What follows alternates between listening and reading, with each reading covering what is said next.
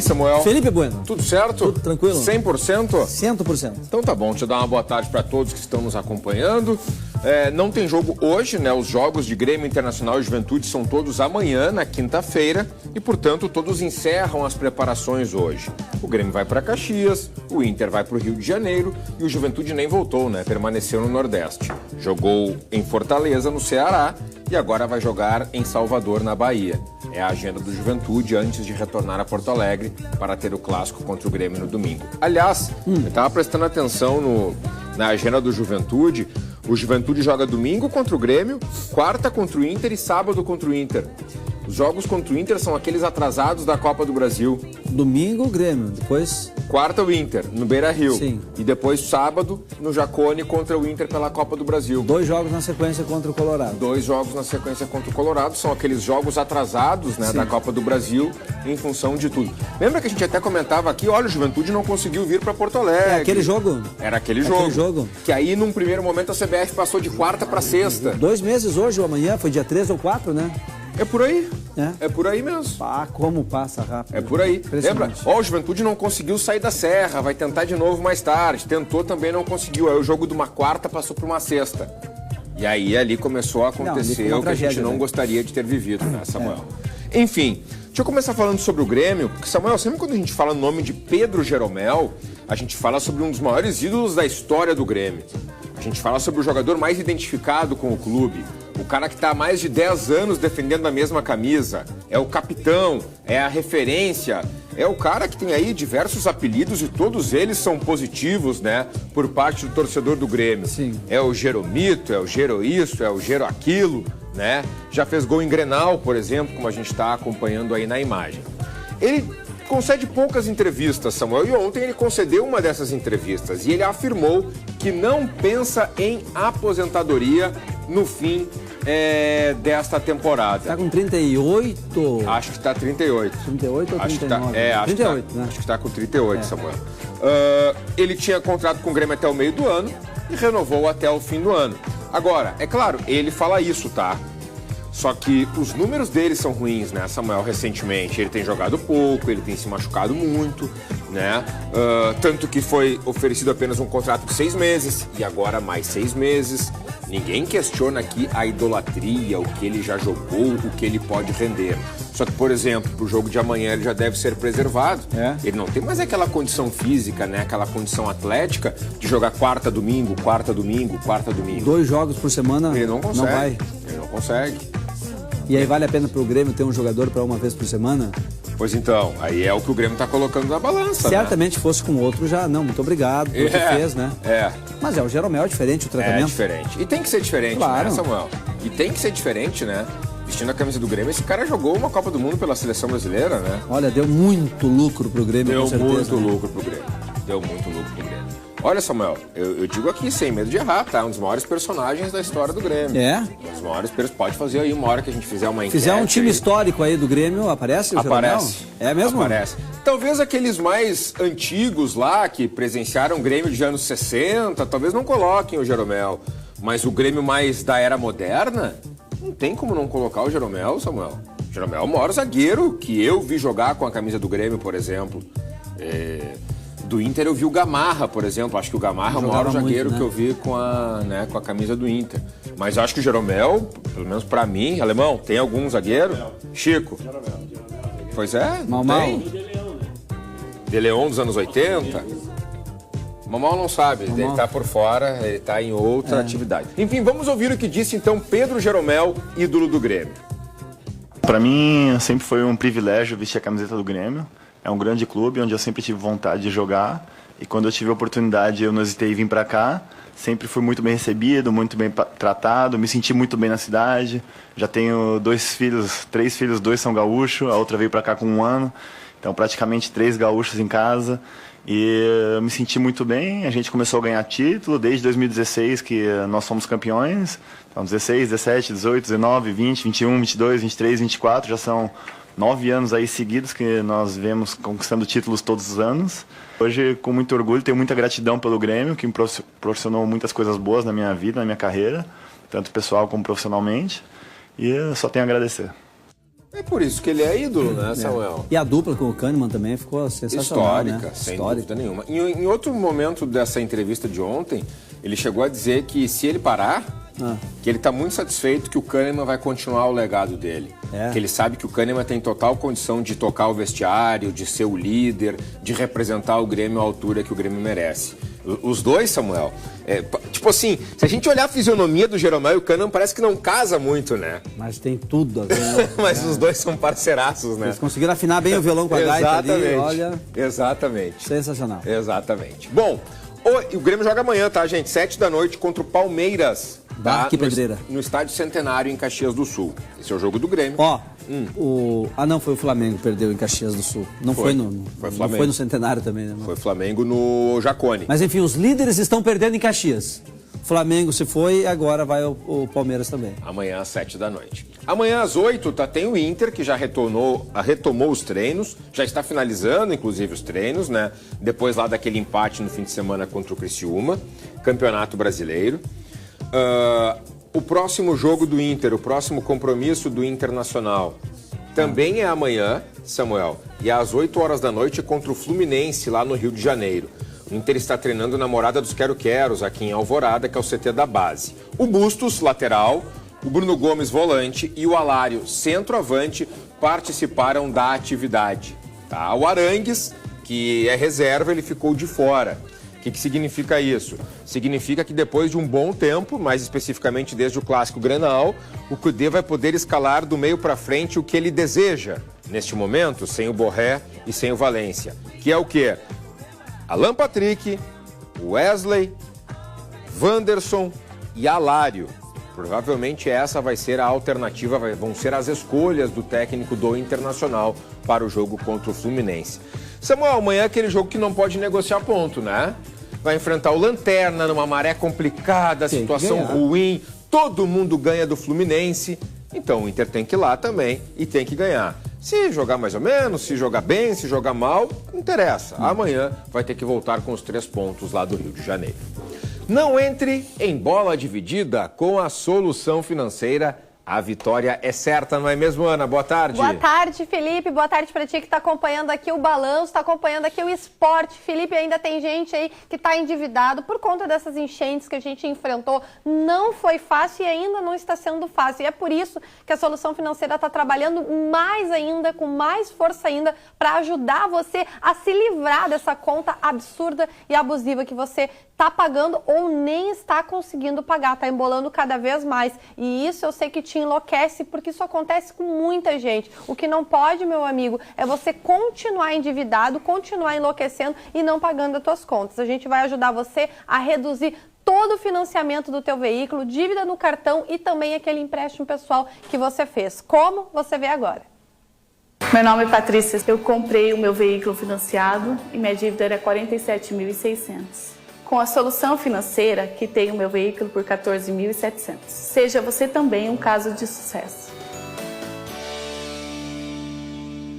O juro do financiamento é muito alto, deu para ver ali, né? O banco estava cobrando R$ 47.600, sendo que a gente foi lá, resumiu essa dívida, aliás, reduziu essa dívida e deu R$ 14.700. Você há de convir que tem desconto e na tua vida também vai acontecer isso. Basta você tirar foto agora do teu carnê e enviar aqui no WhatsApp que a gente está aguardando a tua mensagem. Que está sempre na tela, né, Ana? É o 51 98324 7244 é a Solução Financeira ganhando de goleada dos seus problemas financeiros.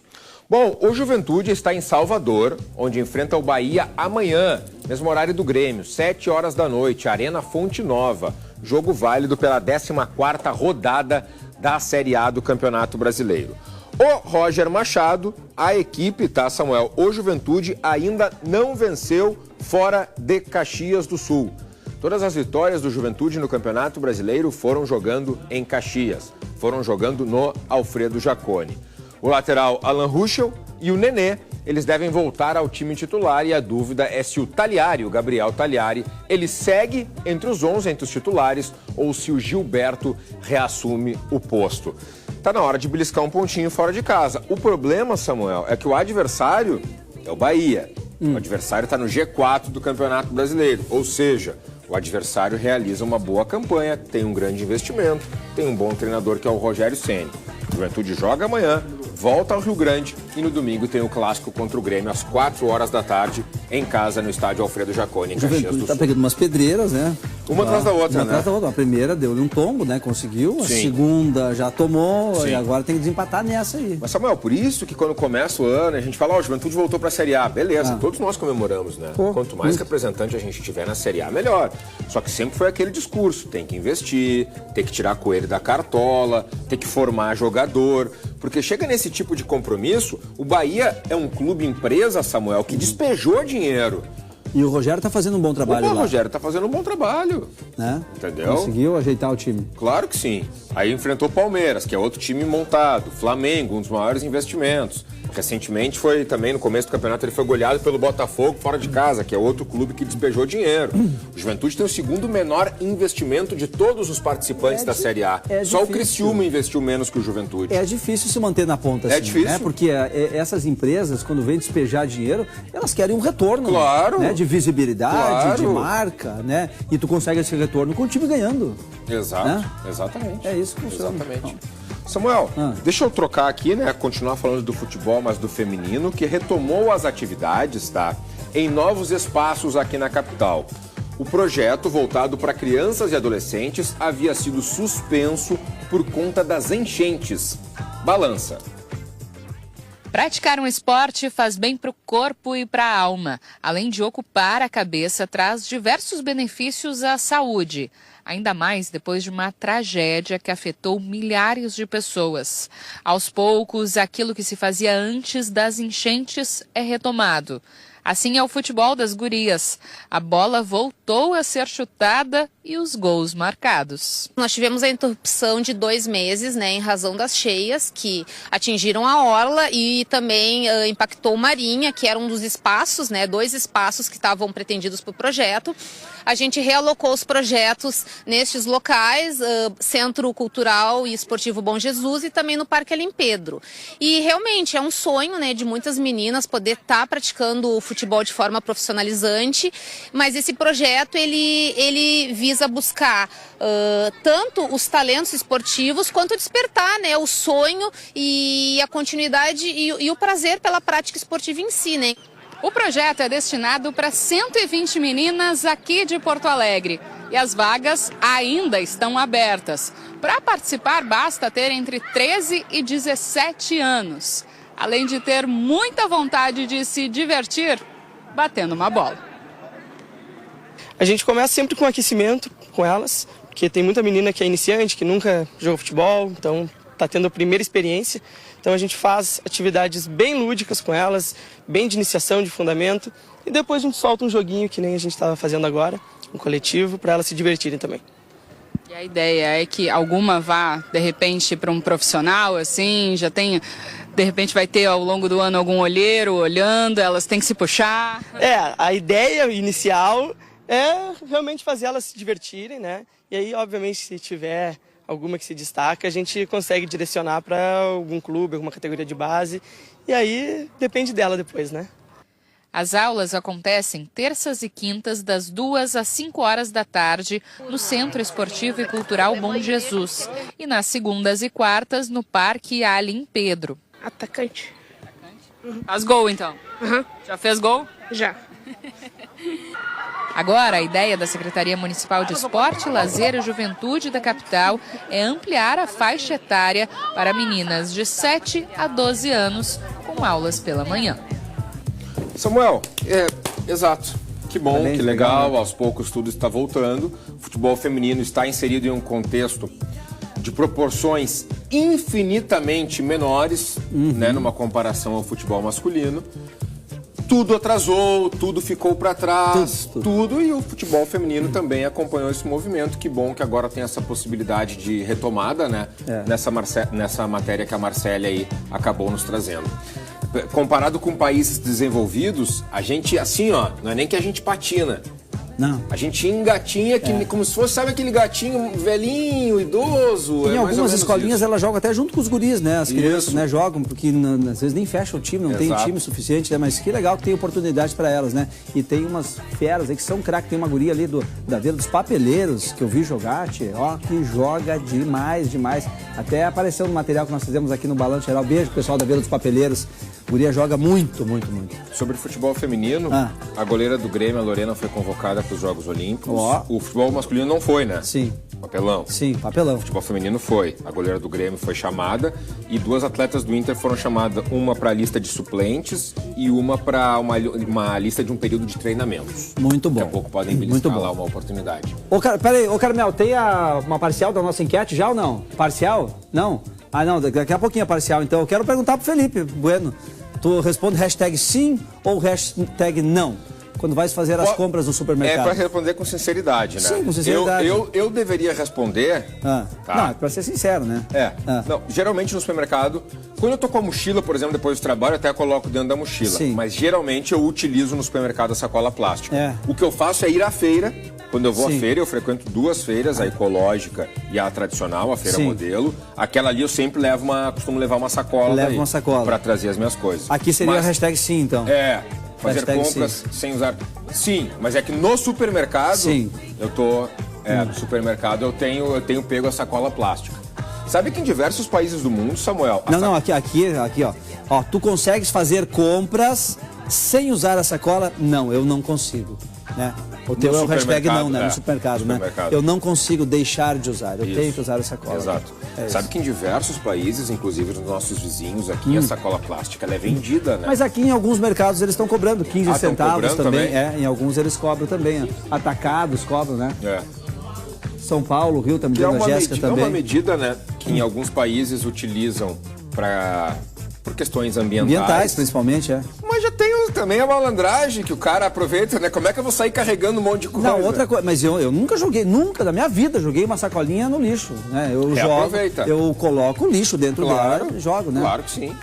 Claro que então, sei lá, enfim, hoje é o Dia Mundial do não a sacola plástica, né? E a gente fez esse questionamento aqui. Daqui a pouquinho tem a parcial e pro povo de casa participar, vai lá no 98911-2717 e responde apenas com hashtag sim e hashtag não. Mais nada, não escreve mais nada. Só hashtag sim e hashtag não. Se quiser comentar, daí numa outra escrita lá, comenta, ou vai nas nossas redes sociais, minha, da Jéssica, da TV, da Record, e vai lá e comenta o que tu achas disso, tá bem? E várias pessoas mandaram vídeos pra gente, como que eles dobram a sacola pra guardar. Uns embrulham e jogam no lixo, outros fazem um nozinho nela. O que tu faz na sacolinha? Eu dou uma diminuída nela e guardo na gaveta. Um nozinho e coloca na gaveta? Pra reaproveitar depois. Exato. Tá bem. Daqui a pouco a gente mostra esses vídeos também.